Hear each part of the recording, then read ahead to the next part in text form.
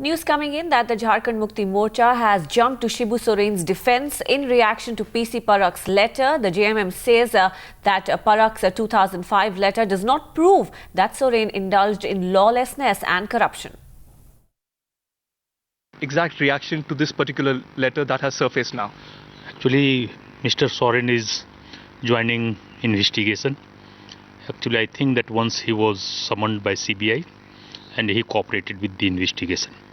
So far the letter is concerned, it was written by Mr. Soren to Prime Minister, and I find from today's newspaper that Mr. Parak also wrote a letter to the Prime Minister, but actually from the content of the letter it has not been made out that Shibu Soren was in fact indulged in lawlessness or like a corruption. But the letter does mention to an extent, without naming anybody, Yes, that there was rampant corruption inside the coal ministry. He doesn't name the minister or the officials, but he does mention. Now, doesn't this really question the silence of the then minister, Mr. Shibu Soren? Actually, you see, now the FIR has been registered, a number of FIRs have been registered, and the matter is being supervised by Supreme Court. And actually, there till now, nothing has been brought on record. Actually, we don't have the access to the investigation report. But to best of my knowledge, nothing has been brought on record that there is any evidence against Shibu Soren.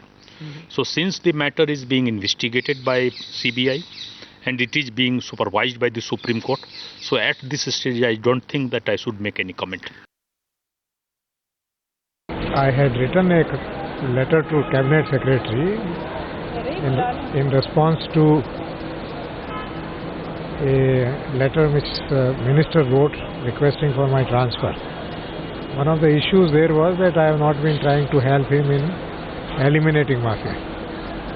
So all I said is mafia is there all over and I can't eliminate mafia. We need to bring some structural changes in the management of coal industry, which ministers are not willing to do. So that was it. The mafia is still there.